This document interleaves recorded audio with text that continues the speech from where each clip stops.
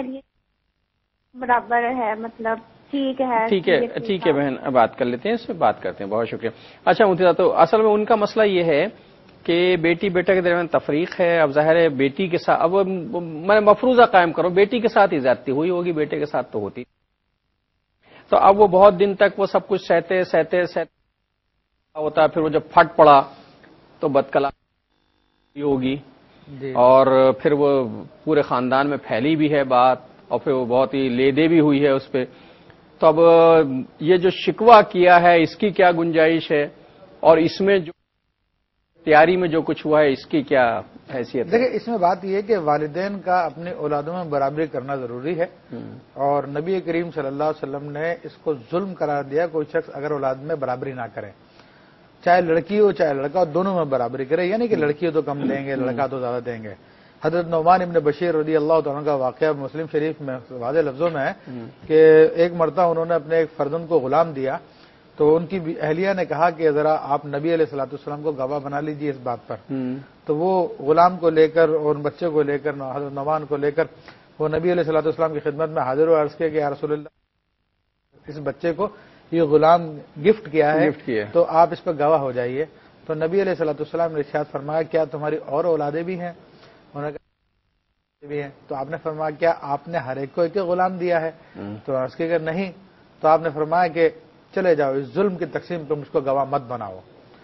تو وہ ماں باپ بلا وجہ کے اپنی ایک اولاد کو زیادہ دیں اور ایک اولاد کو کم دیں، یہ بہرحال لوگ ظلم کر رہے ہیں، اور ممکن ہے بروز قیامت ان کو اس کا جواب بھی دینا پڑے. پھر جہاں تک اولاد کا معاملہ ہے کہ جناب وہ شکوے کرے، شکایتیں کرے، تو اگر محبت بھرے انداز میں اگر کسی بات پہ توجہ دلا دی جائے تو وہ بھی شکوے کا ایک انداز ہے. لیکن انسان اس میں بدتمیزی کرے تو بہرحال یہ بھی قرآن کے حکم کے خلاف ہے کہ اللہ تبارک و تعالیٰ نے والدین کے بارے میں یہ کہا کہ اف تک نہ کہو، اور یہاں تک کہا نبی علیہ الصلوۃ والسلام نے ارشاد فرمایا کہ تم اپنے والدین کی اطاعت کرو. اور میری بہن اب ایک وقفے کا مرحلہ آ گیا ہے، میں اس مرحلے سے گزر کے واپس آتا ہوں تو پھر بات. دونوں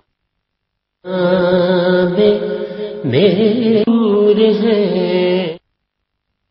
السلام علیکم، ویلکم بیک ناظرین. وقفے کے بعد پروگرام میں آپ کا خیر مقدم ہے.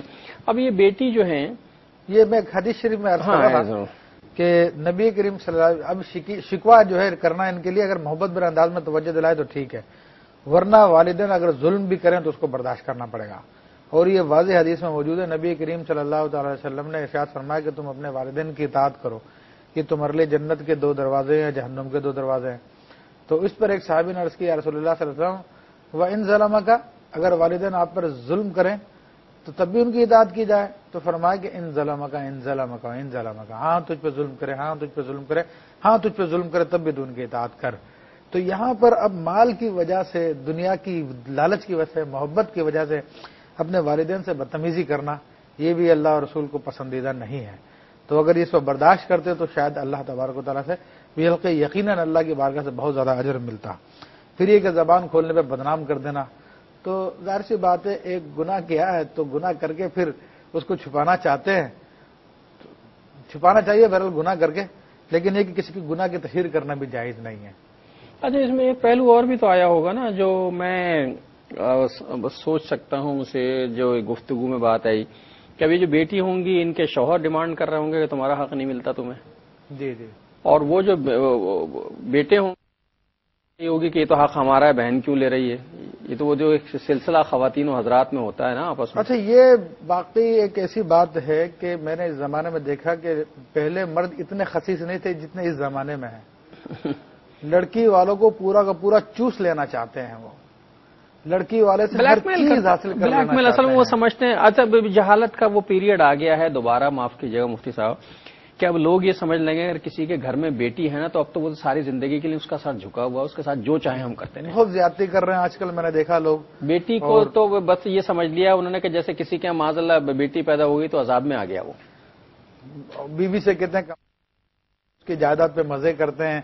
پھر یہ تک کیسز میرے سامنے آئے ہیں کہ جناب بیوی کے نام جو جائیداد ہے وہ ہمارے نام کرا دیں، ہم اپنی بہن کو دیں گے ان کی شادی میں، ہم اپنے والے سے بیوی کے رشتے دار حالانکہ بیوی کی پراپرٹی میں رہ رہے ہیں، بیوی کا سامان ہے سب کچھ، اس سے جناب بیوی کے بھائی وغیرہ کو آنے کی اجازت نہیں ہے اور اپنے پورے خاندان کو اس میں بسائیں گے، تو بڑی خست کی بات ہے، بہت یعنی چھوٹے پن کی بات ہے، انسان کو مطلب کہ اس قسم کے درجات پہ نہیں اترنا چاہیے۔ بولے ایک تو میری تو یہ بات ہی سمجھ میں نہیں آتی کہ وہ کیسے مرد ہوتے ہوں گے کہ جو بیویوں کی کمائی پہ قبضہ جماتے ہوں گے یا بیویوں کے لائے ہوئے مال پر جناب عیش کر رہتے ہوں گے، ان کے جہیز میں ملے ہوئے مکانوں پہ قبضے کرتے ہوں گے، کیسے مطلب کہ غیرت کیسے گوارا کرتی ہوگی۔ میں ذرا شبانہ سے بات کر لوں، کراچی والی۔ السلام علیکم شبانہ۔ وعلیکم السلام، میرے 3 سوال ہیں۔ جی ایک سوال تو میرا یہ کہ جو لوگ مار دیتے جی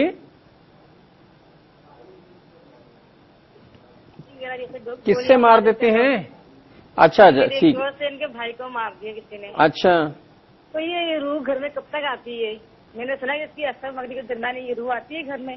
اچھا اور بتائیے، یہ ہے کہ ہم لوگ 5 بہنیں۔ دوسرا سوال بتائیے۔ دوسرا سوال میرا یہ کہ ہم لوگ 5 بہنیں ہیں نا، اور میرے ابو نہیں ہے نا میرے بھائی ہے، میری 3 بہنیں اپنے گھر میں بہت خوشحال ہیں۔ ایک میری کا مکان ہے، اس میں میری ایک بہن رہتی ہے، اس کا طلاق ہو گیا بیچاری کا۔ میں چاہتی ہوں کہ میرے دونوں بھانجے کے نام میں ہم یہ مکان کر دیں اپنا، تو چاہتی ہوں چھوڑ دیں، تو یہ صحیح ہوگا یا غلط ہوگا؟ سمجھے نہیں سوال؟ نہیں یہ والا سوال سمجھا آپ۔ 5 بہنیں ہیں، 3 بہنیں بہت خوشحال ہیں، وہ شادی شدہ ہیں؟ جی جی۔ اور آپ دونوں جو باقی جو دو ہیں؟ یعنی مطلب میری شادی نہیں ہوئی اور ایک بہن جو میری ان کا ڈیورس ہو گیا نا، تو میں چاہتی ہوں میں جو سب بہنوں سے یہ کہہ دوں کہ سب حصہ چھوڑ دو اور ہم یہ اپنے دونوں بھانجے کے نام گھر کر دیتے، تو یہ صحیح رہے گا؟ ہم لوگ حصہ نہ مانگے اپنی امی سے اور ہم ان کے نام میں کر دیں، تو کیا یہ صحیح ہوگا یا غلط ہوگا؟ اچھا بس صحیح، میرے یہی 2 سوال تھے۔ اچھا ٹھیک ہے، بات کر لیتے ہیں اس پہ، بات کرتے شبانہ بھی۔ صورتحال ہے ایک تو یہ کہ ایسے تمام حضرات جو خواتین کی مجھے معاف کیجیے گا، خواتین کی کمائی، خواتین کے میکے سے لائے ہوئے سامان، ان کی جائیداد پر اتراتے ہیں، یہ میری ذاتی رائے ابھی سنا دوں، میں تو ان کو مرد نہیں سمجھتا، مطلب ایسی مردانگی کا فائدہ کیا؟ جی اترا بھی لیں تو چل جائے گا، یہ تو چھیننا چاہتے ہیں، اپنے نام کرنا چاہتے ہیں، بے حیائی بے شرمی والی بات ہے یہ تو۔ ہاں بیچاری لڑکیاں اتنی پریشان ہوتی ہیں، اللہ تعالیٰ بس حال پہ رحم پتہ نہیں فرمائے۔ کس طرح ماں باپ جو ہیں اپنی، آج کل کا زمانہ اتنا پرفتن دور ہے، اللہ جانے ماں باپ کیا دکھ جھیل کر، کیا عذاب جھیل کر بیٹیوں کو پتہ نہیں کیا کچھ کر کے دیتے ہیں، تو کم از کم ان کی چیزیں ان کے پاس رہنے دیجئے، آپ کو اللہ تعالیٰ اور دے گا، اور آپ تو انہیں کھلانے کے لیے پیدا کیے گئے، ان کا کھانے کے لیے پیدا نہیں کیے۔ مجھے صاحب اب یہ ہماری سمیرہ بہن ہے سرگودا والی، حق مہر کی رقم، حق مہر کی رقم کتنی ہوگی؟ دیکھیں شریعت کے اعتبار سے زیادہ کسی رقم کو متعین نہیں کیا گیا، جتنا چاہے انسان کی وسعت ہے وہ رکھ سکتا ہے، لیکن کم سے کم کی حد شریعت مطابق اس سے کم نہ ہو، اور وہ شریعت میں 10 درہم ہے۔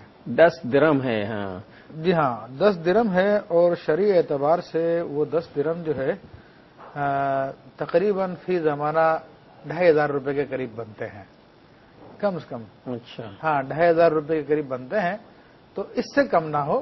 یہ بعض جگہوں پر لوگ کم علمی کی وجہ سے کہتے ہیں 32 روپے 8 آنے شریعت اس کی محمدی کوئی کے حقیقت تو نہیں ہے، یہ بالکل غلط ہے، یہ کسی روپے 10 درہم کے برابر ہوا کرتے تھے، اب تو 8 آنے بھی نہیں رہے ہیں، اور 32 روپے تو خیر مل جائیں گے، لیکن ان 32 روپے کی اہمیت سمجھتا ہوں 54 کے برابر بھی نہیں ہے، 32 پیسے کے برابر بھی نہیں آج۔ جی ہاں آج کے 32 پیسے کے برابر بھی نہیں ہے۔ ابھی میں نے چند دن پہلے وہ سونا جب 41,000 روپے 42,000 روپے چل رہا تھا تولہ، 3 دن پہلے کی بات ہے، تو اس حساب سے میں نے اس کو کیلکولیٹ کرنے کی کوشش کی تھی، تقریباً ویسے تو آپ 10 درہم جو کہہ رہے ہیں وہ 2,500-3 ہزار روپے ہی بنتے ہیں، اگر مطلب خیر خواہی کا مظاہرہ 30 سے 35,000 روپے بنتے ہیں منیمم، سونے کے حساب سے اگر دیکھا جائے تو۔ سونے کے حساب سے بھی لے جائے نا، دیکھیں 10 درہم کو اگر ہم کنورٹ کرتے ہیں نا، کیونکہ اقل مہر جو حدیث کریمہ میں آیا 10 درہم کا ذکر کیا 10 درہم کا ذکر ظاہر ہے وہی اتھینٹک بات۔ ہاں تو وہ البتہ یہ کہ نبی کریم صلی اللہ علیہ وسلم نے کتنا مقرر کیا، ہاں تو بہرحال وہ ایک الگ مسئلہ ہے، بالکل بالکل وہ سنت کہلائے گا، لیکن شرعی مہر جسے کہا جائے کم از کم 10 درہم ہونا 10 درہم چاہیے۔ اچھا بھائی 10 درہم ہونا چاہیے، ٹھیک ہے، اب تھوڑی سی تسلی ہوئی آپ کو، تو میں اس تسلی کے جواب میں بریک پہ چلا جاؤں۔ دونوں زور ہیں۔ السلام علیکم ورحمۃ اللہ وبرکاتہ۔ ویلکم بیک ناظرین، وقفے کے بعد پروگرام میں آپ کا خیر مقدم ہے۔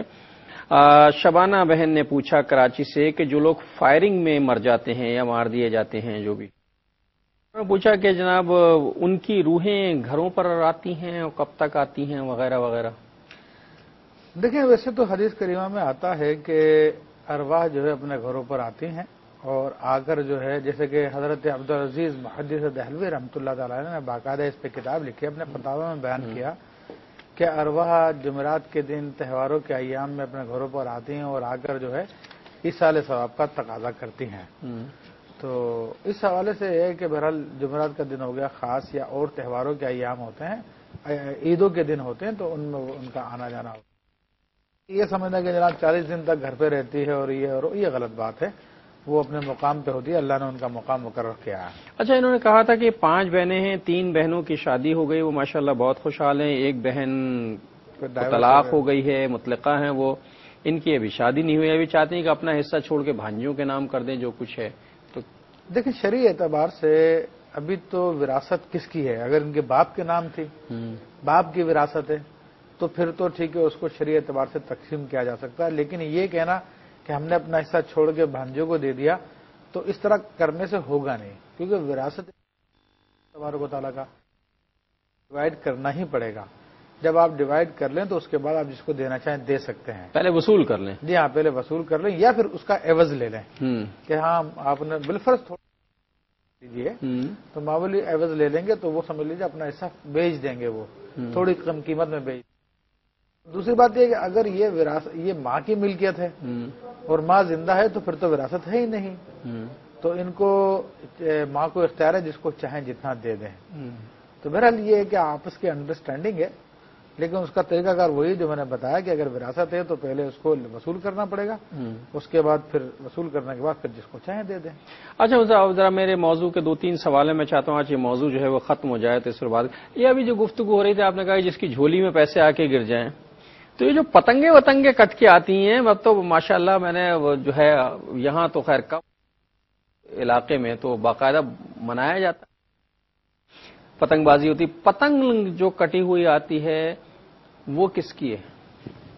دیکھیں، بات یہ پتنگ ہمارے فقہاء نے فرمایا کہ یہ جائز نہیں ہے شرعی اعتبار سے، اور اس کے ناجائز ہونے کی بہت ساری وجوہات ہیں، اور یہ پتنگ کس کی ہوگی، ڈور کس کی ہوگی، تو اس کے بارے میں حکم شرعی ہے کہ یہ لقطہ ہے۔ پتنگ تو بہرحال مال نہیں ہے شریعت کی نظر میں، کیونکہ وہ کاغذ کا ایک پنہ ہے اور اس کو وہ مال ہے جو ناجائز ہے، تو بہرحال جو ڈور ہے وہ بہرحال ایک مال ہے اور اس کو جائز کاموں میں بھی استعمال کیا جا سکتا ہے، تو اس کے بارے میں حکم یہ کہ وہ لقطہ ہے۔ ہمارے یہاں پہ تو اس کی لوٹ مار ہوتی ہے، جو لوٹ لے اس کی ہو گئی، ایسا نہیں ہے، بلکہ اس کا وہی لقطے کی طرح اعلان کرنا پڑے گا جس طرح کہ ہم پچھلے پروگرام میں ڈسکس کر چکے ہیں، اس کا اعلان کر کے اس کے مالک کو پہنچانا پڑے گا۔ اچھا، ایک کالر سے بات کرتے ہیں۔ السلام علیکم۔ ہیلو، السلام علیکم۔ جی بہن۔ مفتی صاحب، میں کراچی سے بات کر رہی ہوں، نیلوفر۔ جی نیلوفر، ذرا زور سے۔ مجھے یہ پوچھنا تھا، جیسے بینک دیتے ہیں آج کل سود کی رقم ہے، تو مجھے پوچھنا اگر 1 لاکھ پہ 1600 روپے مل رہا ہے مہینہ، اس کو میں لے کے اس طرح سے استعمال کروں، کبھی میں 1100 لوں اس میں سے، کبھی 1000 لوں، باقی جو اللہ کی تو اس پہ نہیں ہوگی کوئی بھی شرط لاگو، لیکن یہ کہ وہ رقم استعمال میں آ سکتی ہے پھر؟ اچھا، لگے ہاتھ 1600 میں لے رہی ہوں بینک سے، لیکن میں اپنے 1600 پورے استعمال نہ کروں، کبھی اس میں سے 700 لے لوں، کبھی 800 لے لوں۔ آپ کی بات بالکل اچھی طرح سمجھ گیا ہوں۔ آپ تو اپنے طور پر وہ 1600 کے 1200 اور 1300 خرچ کر کے باقی وہ کرنا چاہتے ہیں، لیکن بینک تو آپ کو پورے 1600 دے رہا ہے نا، تو وہ 1600 کو میں استعمال نہ کروں، یا کوئی ایسا بینک پاکستان میں ہے جس پہ ہمیں مل سکے پیسے، وہ جائز ہوں ہمارے لیے؟ جی ابھی بتاتے ہیں۔ جی مفتی صاحب، دیکھیں میری بہن، بات یہ ہے کہ آپ کتنے لے رہے ہیں کتنے دے رہے ہیں، اس کے اوپر نہیں ہے شریعت کو اعتراض۔ اصل میں شریعت کو اعتراض اس کانٹریکٹ پہ ہے جو آپ نے بینک سے کیا ہے، اور وہ یہ ہوتا ہے کہ آپ کی رقم، آپ کی اصل سلامت رہے گی اور آپ کو ایک فکس اماؤنٹ آپ کو ملتا رہے گا، اور اگر یہ شرط لگا لی جائے کہ جناب یہ رقم بہرحال ہر صورت میں واپس کی جائے گی، چاہے تباہ ہو چاہے ہلاک ہو، بینک سے ضائع ہو جائے، لیکن بینک پابند ہے آپ کو دینے کا، تو شرعی اعتبار سے قرض ہے، اور قرض پر شریعت نفع لینے سے منع کرتی ہے، 1 پائی کا نفع بھی لینا جائز نہیں ہے اس پر۔ نبی کریم صلی اللہ علیہ وسلم کا ارشاد ہے کہ کلو خردن جرا منفیاتن فوا ربا، کہ ہر